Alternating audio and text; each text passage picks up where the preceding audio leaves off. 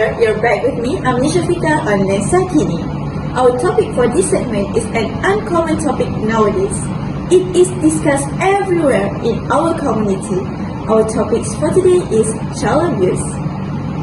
Every year, at least 1,000 Malaysian children are identified as victims of child abuse and neglect.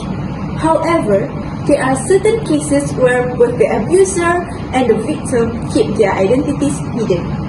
As a result, the recorded cases are only the tip of the iceberg, as many cases go undetected. The Child Act 2001 Act 611 defines a child as a person under the age of 18. Every year in Malaysia, 1,000 children are reported to be victims of child abuse and neglect. Child abuse cases in Malaysia have been demonstrating an upward trend since 2019. Child abuse is not just physical violence directed at a child. It is any form of maltreatment by an adult that is violent or threatening to the child. It refers to the physical and emotional mistreatment, sexual abuse, neglect, and negligent treatment of children, as well as to their commercial or other exploitation. Royal Malaysian Police Criminal Investigation Department Director Datuk Seri Abdul Jalil said 531 child abuse cases were reported in the first 8 months of 2022. Whereas for the first 9 months of the previous year, a total of 472 child abuse incidents were reported by the Sexual, Women and Children Investigation Division D11. No child should have to live in constant fear of violence, but unfortunately, some do as they fall victim to child abuse and neglect. The offenders are frequently family members, such as biological parents or extended family members. Their biological parents and or babysitters were the most prevalent culprits. Child abuse also occurs in nurseries, mainly unlicensed ones. Ms. Raihan Mustafa, the Director of Children's Division from the Malaysian Social Welfare Department, CKMM, is with us today. The Social Welfare Department in Malaysia, CKMM, under the Women, Family and Community Development Ministry, is mandated by the Child Act to fulfill a child protection role for all children in the country. The department is responsible for the provision of care, protection and rehabilitation of children to ensure their well-being.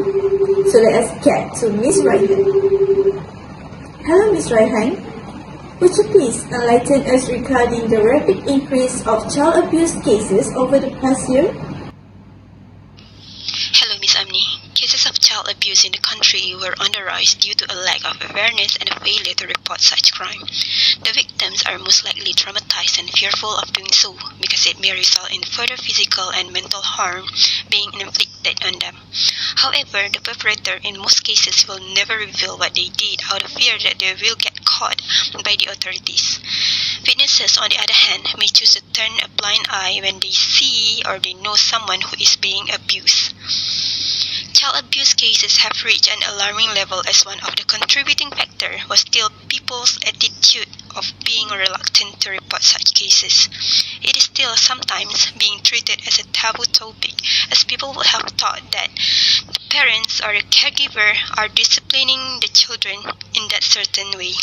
Child abuse cases have seen an increase, probably because the increase of the reports recorded each year compared to the previous year, when the people are just being silent without notifying the authorities. But now it is different. People are more aware and will immediately lodge a report if there was an occurrence of child abuse around them. Thank you, Miss, for your clear insight.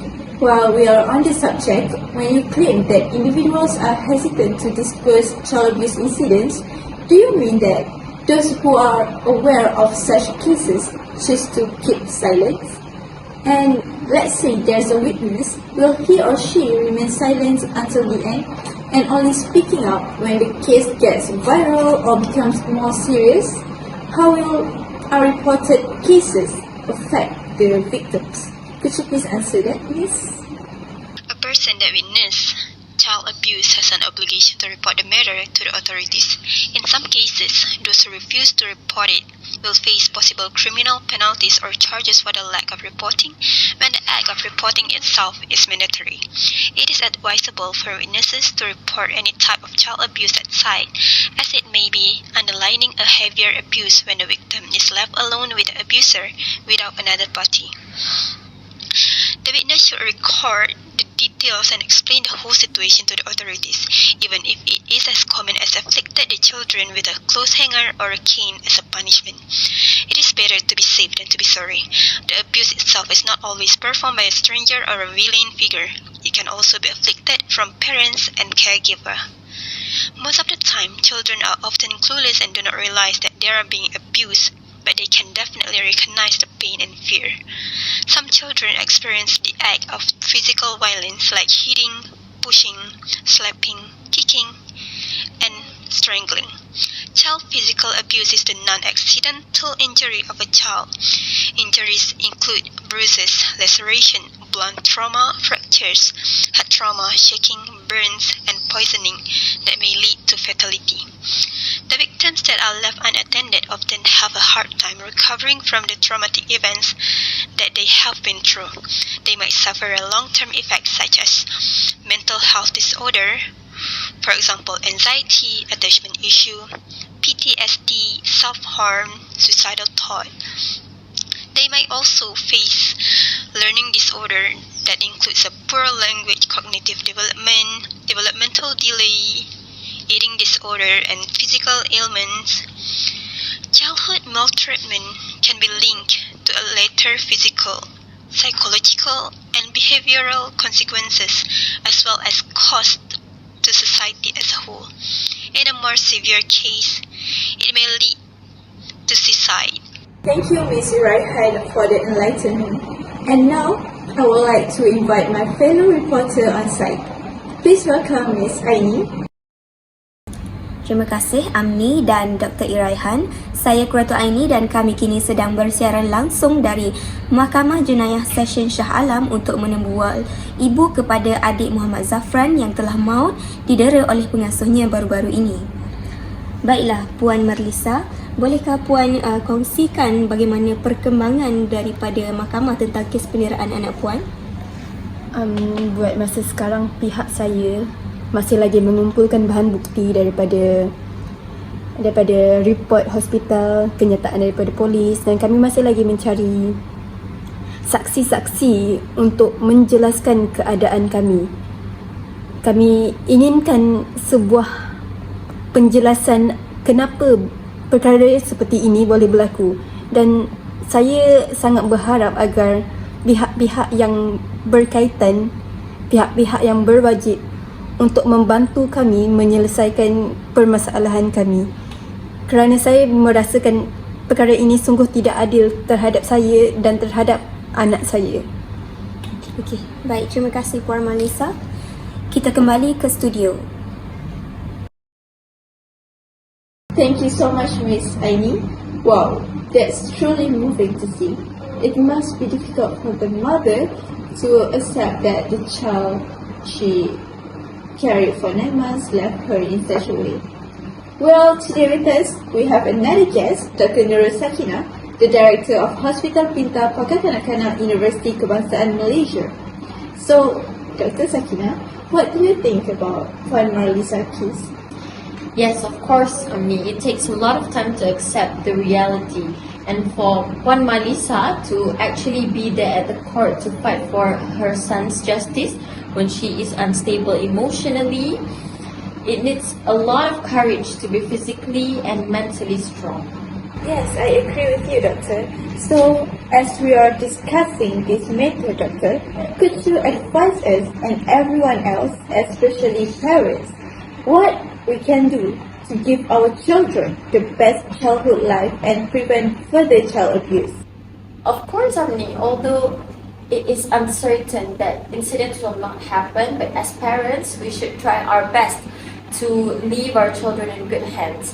And some of the aspects that we should prioritize when deciding children's center for our kids is that first and foremost, it needs to be a registered children's center. Because when the place is licensed, it should have all the requirements that a childcare center is supposed to have. in terms of premise safety, premise surveillance, and children's welfare. Okay, and other than that, parents should take into account who are the child carers of our kids. Okay, because they should be people who know how to handle kids professionally. And by that, I mean it's better when the teachers are from early childhood care and education background. Because these qualified child carers, they have the knowledge to communicate with children and how to cater children using different approaches in various situations, especially in cases when the kids are not quite in control. Okay, so there are many more aspects to look forward to, but what I have mentioned just now should be the early priorities in deciding a child care center for our children, because when they are in safe hands, safe places, hopefully our children are better taken care of and safe from any act of abuse or negligence. Thank you very much, Doctor. That is very eye-opening. I certainly have never thought of any of those before this. And it's embarrassing since all I wanted to do is to find a daycare center close to my house where I could simply just send and fetch my children. But Doctor, in my own experience, I have seen parents who left their children with a nanny they discovered in their neighborhood who is clearly unqualified to be a child caretaker because they couldn't afford to send their children to a well-established daycare, which I think costs a lot more. What are your thoughts on this matter, Doctor? Is there a better option for these parents? In this case only, our government has provided community-based childcare centers like TASCA and Tabika Kemas. They are established upon the initiative of a community for the benefit of low-income families in urban and rural areas, and they receive aid from the federal government or state government. And in fact, the teachers at these centers are required to have a diploma in the field of early childhood education, which recognized by the government from a local higher education institution. And to equip them with human knowledge, sometimes some parents don't have enough knowledge about the efforts that the government has put into this matter. So I urge parents out there to look more into TASCA and Tabika Kemas nearby your area. Thank you very much, Doctor. So, the government investigated this subject and offered us superior facilities for our children, but we always ignore it, right? As a parents, we should have known better about what is best for our children's health. Please choose a competent and accredited daycare, as suggested by Dr. Sakina, to guarantee our children are in the safe hands of responsible people, since children deserve to live as happy children without any fear. Who will provide the greatest care for them if not us? Should it even be a question? No, I don't believe so. So anyway, thank you for coming with us today and giving such useful information, Doctor. No problem with me. It's my pleasure to be here. Okay, so with that, I believe that concludes today's program. I'm Amni Shafika, and I'll see you next week with a lot more intriguing subjects to talk about.